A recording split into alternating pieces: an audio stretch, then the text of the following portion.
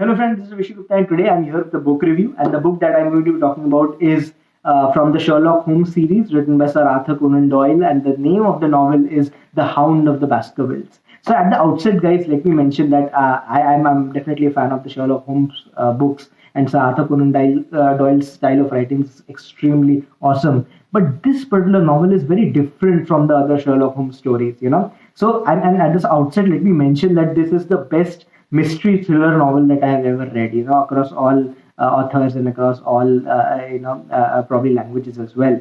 So again, normally a Sherlock Holmes story begins with a problem statement that is, given to Sherlock Holmes by the client. The client comes in, tells him a story that this is the problem. Then Sherlock Holmes investigates, and then he comes to a logical conclusion. Then he gives the solution, and then he explains how he came to this particular solution logically, why his deductions, why his whatever investigations he has done.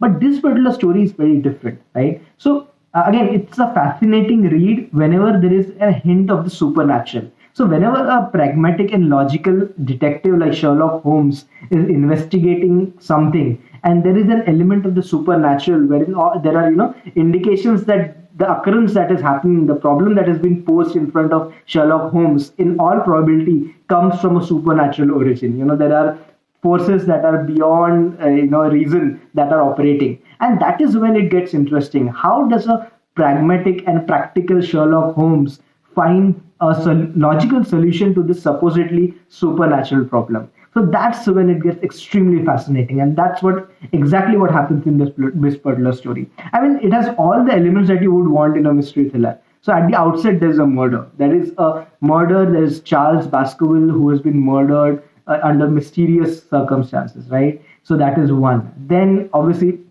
there is supposedly the legend of the Baskervilles, the legend of the Hound, right? So there is a Hound who is supposedly of supernatural proportions, who is huge and who can take out a man's throat with his one bite. So this particular Hound is supposedly hounding all the Baskervilles, and they are supposedly meeting gruesome deaths because of this particular Hound. So this is a legend that is haunting all the Baskervilles. So that is again one factor to be considered. Second is the murderer that is loose on the moor. So the moor is definitely this bleak, dark place which is absolutely hostile to all things living. And there is a murderer who is infamous for his, crimes, who's loose upon the moor. So he is again a factor. Now there are different curious and different peculiar characters who are all around the Baskerville Hall, who are servants, who are friends, who are naturalists. So all of these people are on the radar that they might be into this plot of killing Charles Baskerville and now threatening his heir and Henry Baskerville.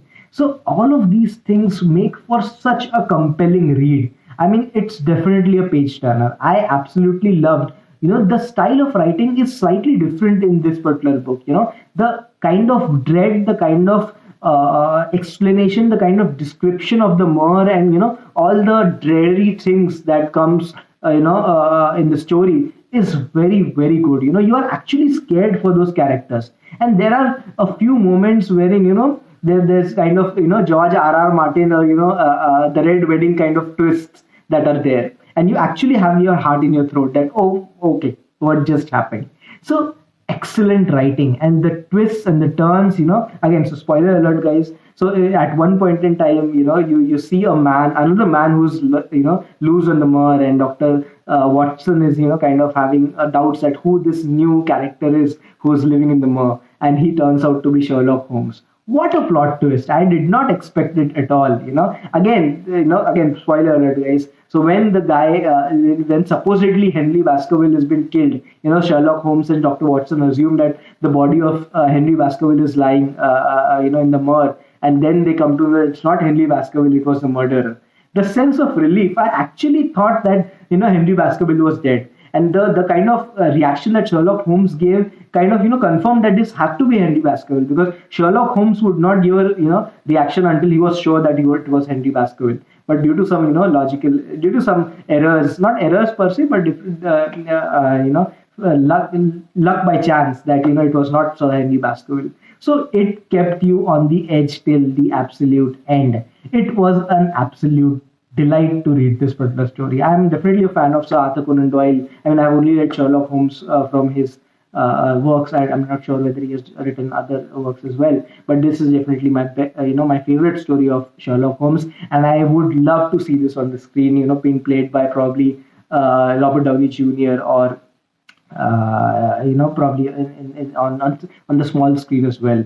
Yeah, Benedict Cumberbatch, I think, would do a great job in this particular story. So I actually googled it. So there is a movie that was, I think, made way back, when, I don't know, a few decades back, and it was black and white, and it bears the same name, The Hound of the Baskervilles. So I think I'll watch that as well. But kind of the suspense has been taken away in the book. But yeah, still probably the movie would be a fun watch. So guys, if you want to read, definitely read this Hound of the Baskervilles. You would absolutely love it. So guys, thank you so much for watching this video. If you like the video, please like, share and subscribe to my channel, and we'll be talking about a lot more in the future. Thank you so much.